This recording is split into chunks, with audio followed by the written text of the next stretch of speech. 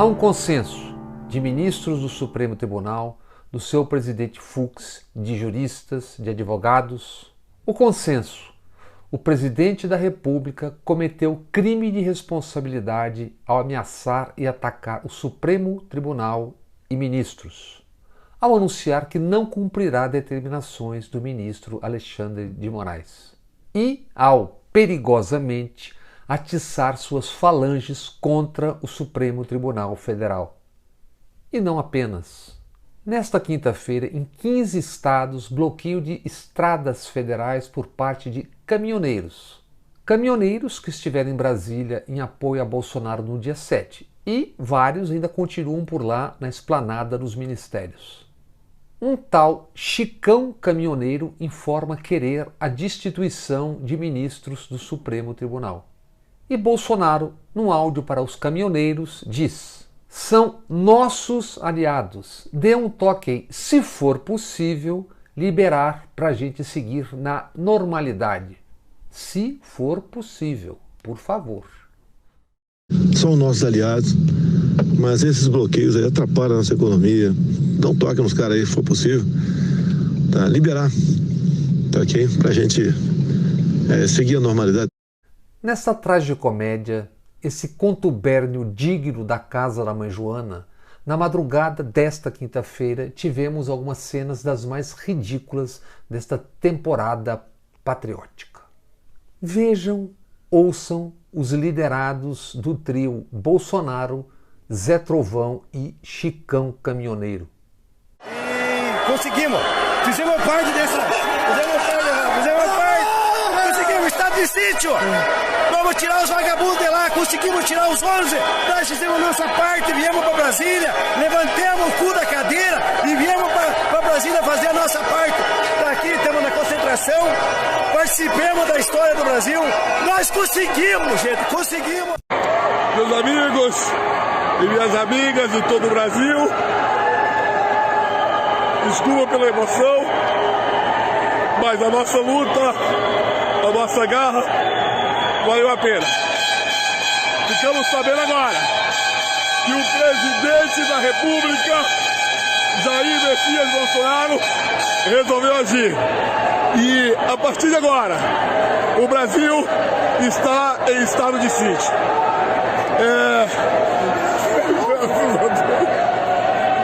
Desculpa. Na tarde desta quinta-feira, Bolsonaro recuou os ARF, os BEC. Em nota com declaração à nação, atribuiu os arroubos e ensaios golpistas ao calor do momento. Se disse disposto ao diálogo entre poderes em busca da harmonia e independência entre eles, os poderes. Para enorme desconsolo do fugitivo Zé Trovão, de Chicão Caminhoneiro e falanges, Bolsonaro, em bom português, pediu pinico. Esse 7 de setembro marcou o início do bicentenário da independência do Brasil, a se completar daqui a um ano. E quis o destino como se a exumar a nossa história, com um capitão enxotado do exército pregando não exatamente uma novidade, mas algo que ele anuncia há pelo menos 3 décadas. Ele quer ser ditador, um ditador pequeno, nanico. Bolsonaro avançou discursos e suas falanges ao perceber os riscos no horizonte. Sofrer impeachment e ver presos, inicialmente, os filhos. Bolsonaro desrespeitou e ameaçou não apenas o Supremo Tribunal, que estava ali a dezenas de metros de onde discursava. Desrespeitou e ameaçou, mesmo sem citar, o Congresso Nacional. O discurso de um desesperado foi às portas da Câmara e do Senado. Quem avisa que não vai obedecer à Constituição e agride um dos outros 2 poderes está mandando um recado claríssimo. Hoje é o Supremo, amanhã pode ser o Congresso, que, como sabemos, já foi fechado em ditaduras. A última vez em 1977 para a edição do famigerado Pacote de Abril. Aliás, o parlamento brasileiro foi fechado ou dissolvido 18 vezes desde a independência. 6 vezes na República e 3 vezes só na última ditadura. Ditadura que o ministro da Defesa Braga Neto, Bolsonaro e militares, mentindo, dizem não ter existido. Se a ditadura não existiu, o Congresso foi fechado 3 vezes, certamente pelas associações de vendedores de caldo de cana, pastéis e picolé. O general Augusto Heleno, chefe do Gabinete de Segurança Institucional de Bolsonaro, conhece esse capítulo da história. Na ditadura, Heleno foi também ajudante de ordens do ministro do Exército Silvio Frota, que queria a presidência da República, dar um golpe dentro do golpe, essa nossa outra tradição, e aprofundar a ditadura. Frota foi demitido pelo ditador Ernesto Geisel a 12 de outubro de 77. Demitido no rastro de confrontos internos com o ditador Geisel e com o general Golbery do Couto e Silva. Confrontos desde 2 escandalosos casos de tortura e assassinato nos porões da ditadura. Em outubro de 75, o assassinato do jornalista Vladimir Herzog, então diretor de jornalismo da TV Cultura. Em janeiro de 76, o assassinato do operário Manuel Fiel Filho, ambos mortos sob tortura no DOI-CODE. Coisas do destino. Nesta quinta-feira, hoje, uma audiência na antiga sede do DOI-CODE, na rua Tutóia, São Paulo. Audiência para a transformação do antigo covil de tortura e morte em um centro de memória política. Tivessem ditadores e seus carrascos sido tratados como se deve, não teríamos espetáculos grotescos como os que assistimos no 7 de setembro. Bolsonaro seria hoje provavelmente apenas mais um psicopata a aprontar pelas ruas, a buscar enriquecer ele e família de qualquer forma. Que desta vez aprendamos com ensaios golpistas. Não se negocia com fascistas. Para eles e elas, todo o rigor e peso da lei nunca é demais. Não é, ao menos por hora, o que estamos assistindo desde a terça-feira. Ainda na terça se soube, o Senado não teria sessões nos 2 dias seguintes, por decisão do presidente Rodrigo Pacheco. Se dirigidos por políticos com a devida estatura, Senado e Câmara deveriam ter convocado sessão urgente para o dia seguinte. Vejamos a atuação dos atores principais no rescaldo do Dia da Pátria. Para seus padrões habituais, o presidente do Supremo Fux fez um discurso direto, até incisivo. Ofender a honra dos ministros, incitar a população a propagar discurso de ódio contra a instituição do Supremo Tribunal Federal, e incentivar o descumprimento de decisões judiciais, são práticas antidemocráticas e ilícitas, intoleráveis. Se o desprezo às decisões judiciais ocorre por iniciativa do chefe de qualquer dos poderes, essa atitude, além de representar um atentado à democracia, configura crime de responsabilidade a ser analisado pelo Congresso Nacional. Ninguém fechará esta corte. O ministro Fux saudou a inexistência de incidentes graves. O país acompanhou atento o desenrolar das manifestações e, para a tranquilidade de todos nós, os movimentos não registraram incidentes graves. Entenda-se, falanges não se agrediram mutuamente e as polícias militares se portaram bem com seus aliados. O presidente da República atacou diretamente o ministro Alexandre de Moraes. Disse que irá desobedecer determinações suas, ou seja, desobedecer a Constituição. Manifestantes desenharam, gritaram, interpretaram a morte de Alexandre de Moraes, inclusive enforcado, numa forca.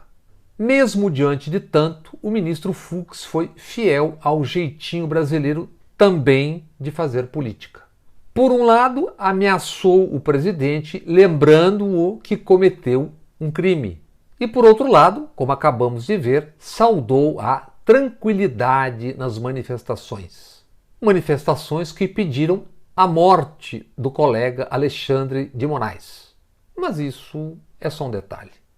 Fux, como vimos, advertiu: crime de responsabilidade pede abertura de processo de impeachment na Câmara dos Deputados. Câmara presidida por Arthur Lira, que segue sentado em 136 pedidos de impeachment. E assim, usando um poder que, ao contrário do que se pensa e diz, não lhe é conferido. Reza o parágrafo 2º do artigo 218 do Regimento Interno da Câmara. Recebido o pedido, cabe, no caso a Lira, encaminhá-lo à Comissão de Constituição e Justiça, aquela presidida por Bia Kicis, que também ameaça o Supremo. O pedido pode ser indeferido e arquivado, mas não ignorado. Se aceito, deve ser encaminhado ao plenário e lido na sessão seguinte. Portanto, não há regra, não há regulamento que permita a Arthur Lira seguir sentado em 136 pedidos de impeachment. Como não havia quando o então presidente Rodrigo Maia fez o mesmo Maia que agora pede impeachment. Legalmente ou leigamente, como se chama o sentar-se sobre pedidos de impeachment e não dar andamento? Prevaricar? No discurso de Arthur Lira nesta quarta-feira, o mesmo velho diapasão da política à brasileira. Dizer que não está dizendo o que diz, não dizer claramente o que deve ser dito. E, ao final, fingir que disse tudo enquanto ganha tempo para não fazer nada. É o tempo da política, dizem. Esse tempo já passou e é por isso que chegamos onde chegamos. Tempo para chegar até um outro grande esporte nacional, o chute no cachorro já morto, antecedido, claro, por facada nas costas. Vide Eduardo Cunha e o último ou penúltimo impeachment. Espremido o discurso de Arthur Lira, se pode dizer: a montanha pariu um rato. No Senado, ainda na terça-feira, vazaram: não haveria sessões por 2 dias porque a segurança estava extenuada, exausta. No dia seguinte, o presidente da casa diria: suspensão por 2 dias para evitar uma possível invasão do Congresso. Pacheco mais uma vez interpretou o seu papel, o de político mineiro sábio e prudente. Adequado à tão invocada terceira via. Multiplicam-se os candidatos à terceira via. Ainda não encontraram personagem que se ajuste plenamente ao figurino, à fantasia da terceira via. Mas isso é normal, tem sido assim. Recordemos, o vice-presidente da República hoje poderia ser o Magno Malta ou a Janaína. Imaginem um governo e um palácio com Jair Messias e Janaína Pascoal juntos. E constatemos, Gabriel Garcia Marques e Júlio Cortázar, do realismo fantástico ou realismo mágico, foram uns amadores. Mas voltemos ao presidente do Senado e Congresso, o Pacheco. Ensinou ele em seu discurso: a solução não está no autoritarismo e etc. e tal. Então é uma crise real que nós vivemos e que nós temos que dar solução a ela. Essa solução não está no autoritarismo, não está nos arroubos antidemocráticos. Mandados de segurança foram impetrados no Supremo Tribunal Federal para obrigar Arthur Lira a se pronunciar sobre os pedidos de impeachment. O Supremo considerou-os improcedentes. Alegou: não compete ao Supremo Tribunal obrigar o Legislativo a tomar decisões. Pergunta: como chegamos a tudo isso? Os militares já são o poder, desde a queda de Dilma por eles tramada, segundo confissões do próprio Temer e do general Vilas Boas, em livros. E o que, então, estamos a ver e debater? É se, quando e como haverá ou não troca de guarda com Bolsonaro. Por exemplo, numa concertação militar e civil, Mourão assume e se torna mais um na dança da terceira via. Outro general, Santos Cruz, um dos criadores do mito e seu ex-ministro, se anuncia pré-candidato à presidência da República.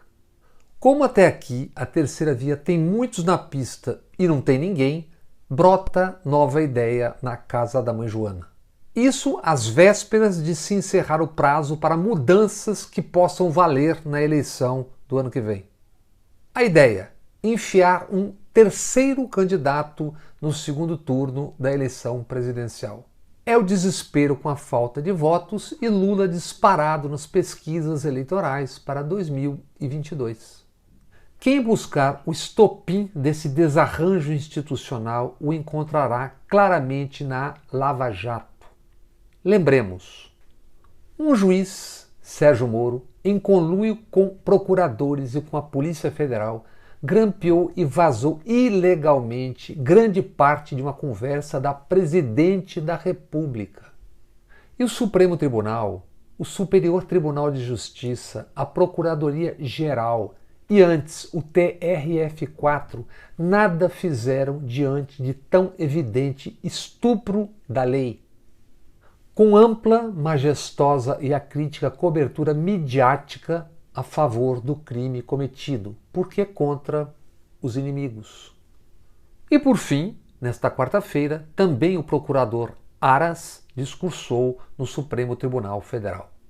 Em resumo, Aras concluiu brilhantemente que a Constituição proíbe Bolsonaro de fazer o que continua fazendo.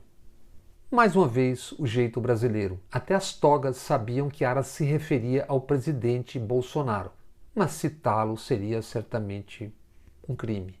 Acompanhamos ontem uma festa cívica com manifestações pacíficas que ocorreram hegemonicamente de forma ordeira pelas vias públicas do Brasil. Aras proferiu muitas palavras, inclusive saudou a festa cívica do 7 de setembro. Pamonhas, pamonhas, pamonhas. Atenção, atenção. Pamonhas Arujá, 37 anos. Desculpem, amigas e amigos, isso foi um probleminha na edição.